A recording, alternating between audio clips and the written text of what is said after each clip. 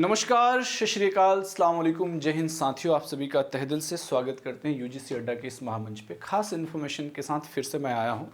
जैसा कि आप देख पा रहे होंगे कि बीपीएससी लिखित परीक्षा से बिहार असिस्टेंट प्रोफेसर की भर्ती, लिखित परीक्षा से, मेरा बात को ये पहले आप लोग क्लियर कट सुनिएगा, ध्यान से बात को रखिएगा।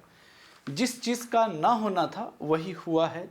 एट द एंड आज का एक पेपर का कटिंग है जिससे आपको कुछ बातें खास तौर से पता चलेगा। वो सभी छात्रों के लिए एक कहीं ना कहीं जिन्होंने बेट का इंतज़ार कर रहे हैं कि बेट का एग्ज़ाम होगा बिहार में असिस्टेंट प्रोफेसर बनने के लिए, लगभग 9000 के आसपास में सीट तैयार हैं, बैठे हुए हैं।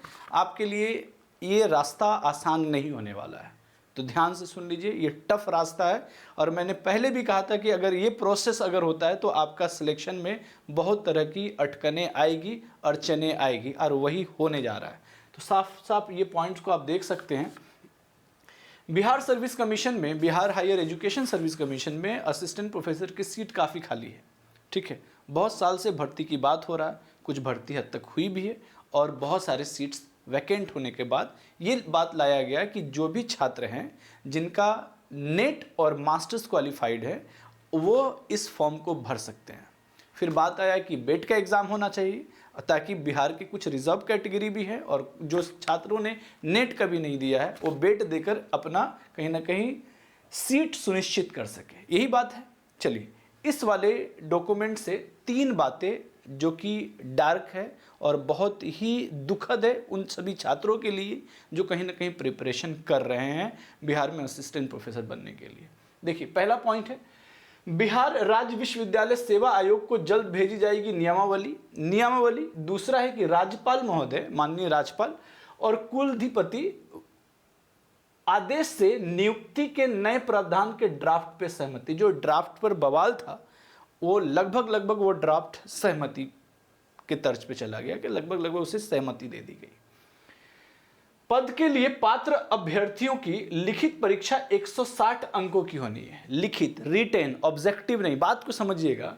और 40 अंकों का साक्षात्कार। इट मीन्स साक्षात्कार का मतलब होता है इंटरव्यू। लोटा यहीं पे डूब गया। बात को समझिए, ये अगर है भी तो it should be the 20 marks and 180 marks के होने चाहिए रिटन। रिटन में भी 120 प्रश्न ऑब्जेक्टिव और 60 मार्क्स के आपके रिटन होना चाहिए। जबकि यहाँ पे रिटन 160 और 40 अंक का जो है साक्षात्कार। जो प्रोसेस पहले भी हमने कहा था कि अगर ऐसा होता है तो दिक्कतें, अटकनें और अड़चनें आएंगी, और वही बात लगभग है।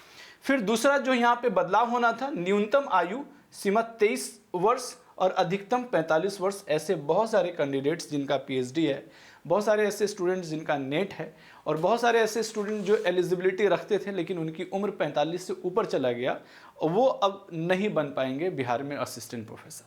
क्लियर कट बात को समझिए। तो 3 बातें हमने अभी डिस्कस की। अब इस पूरे सेशन में थोड़ा सा ध्यान से समझिएगा ताकि लोगों को भी बता सकें और सेशन को ज़्यादा से ज़्यादा शेयर भी कीजिएगा। राजकीय विश्वविद्यालय में सहायक प्राध्यापक, जिसे असिस्टेंट प्रोफेसर के नाम से जानते हैं, पैटर्न बदला है। राज्यपाल एवं कुलाधिपति के आदेश से प्राध्यापकों की नियुक्ति की प्रावधानों संबंधित नियमावली के ड्राफ्ट पर सहमति हो गई है। लिखा है ना, सहमति हो गई है। नई नियमावली के तय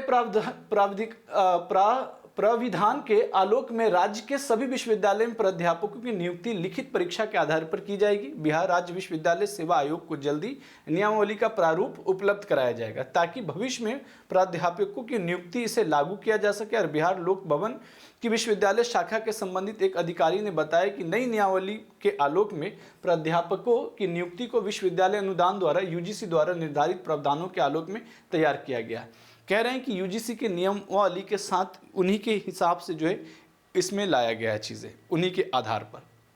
ठीक है, नियमावली में किए गए प्रावधान के मुताबिक सहायक प्राध्यापकों की नियुक्ति के लिए बिहार राज्य विश्वविद्यालय सेवा आयोग द्वारा लिखित परीक्षा ली जाएगी, जिसकी अवधि 3 घंटे की होगी। 3 घंटे में अनुसूचित जाति, अनुसूचित जनजाति एवं दिव्यांग अभ्यर्थियों को छोड़कर सभी अभ्यर्थियों के लिए परीक्षा में न्यूनतम उत्तीर्ण के लिए 50% होगा। अनुसूचित जाति, अनुसूचित जनजाति एवं दिव्यांग अभ्यर्थियों को 5 अंकों की छूट होगी। इसका पाठ्यक्रम राष्ट्रीय पात्रता परीक्षा नेट के माध्यम से होगा।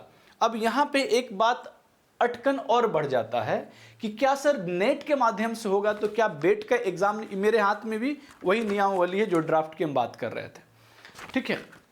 अब सवाल यहाँ पे यह है कि नेट वाले स्टूडेंट, इस बार अभी रिवाइज हुआ नेट के, तो बहुत सारे स्टूडेंट्स हैं जो एलिजिबल हो चुके हैं, नेट किए हुए बहुत सारे स्टूडेंट, लेकिन बिहार के ऐसे जो स्थानीय निवासी स्टूडेंट हैं या और भी बाकी जो डिफरेंट स्टेट्स के जो बीएड देना चाहते हैं, तो क्या बेट नहीं कराने का? इससे साफ जारी हो रहा है, कहीं ना कहीं जाहिर हो रहा है कि बेट का सोच नहीं रहे हैं, अथवा CSIR द्वारा आयोजित इसी तरह से उत्तीर्ण अभ्यर्थी शामिल होंगे। लिखित परीक्षा के आधार पर चयनित योग्य अभ्यर्थी का साक्षात्कार 3 सदस्यीय कमेटी द्वारा किया जाएगा। 3 प्रोफेसर्स होंगे, सीनियर प्रोफेसर, वो करेंगे। कमेटी में प्रोफेसर कोटि के 3 विषय विशेषज्ञ होंगे और सहायक प्राध्यापक के पद पर नियुक्ति के लिए न्यूनतम आयु सीमा 23 वर्ष और अधिकतम आयु सीमा 45 वर्ष होने वाला है। तो ये आज का एक न्यूज़ कटिंग का ये चीज़ें हैं। मुझे आप सभी लोगों से एक बात पूछना है, क्या ये पैटर्न सही है? क्या लगता है कि ये पैटर्न होना चाहिए?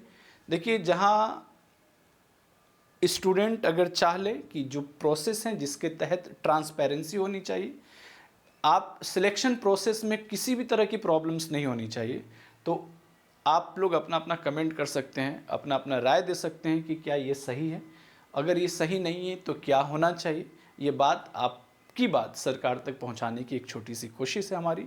तो आप सभी से सविनय निवेदन है, रिक्वेस्ट है कि ज़्यादा से ज़्यादा इस सेशन को शेयर करो। मेरा जो अपना राय है, मेरा अपना राय है कुछ इस प्रकार से कि 180 और 20 इंटरव्यू का, ठीक है। ट्रांसपेरेंसी की जब बात है तो ये एक तरीका है जिसमें से 120 MCQ, ठीक है, यही एक, और जो है 60 मार्क्स का आप रिटन लीजिए, यहाँ पे रिटन है ना। ये एक तरीका मुझे लगता है। आप लोगों में से कितने लोग सहमत हैं कमेंट करके बताएंगे। And thank you all of you, thank you so much. हम आपके हर एक परिस्थिति में, हर एक गतिविधियों में, आपकी तैयारियों में हम आपके साथ जुड़े हुए हैं। आप भी जुड़े रहें और हर तरह के न्यूज़ को मैं आप सभी तक पहुंचाने की कोशिश करूंगा। All the best. जय हिंद साथियों, जय बिहार।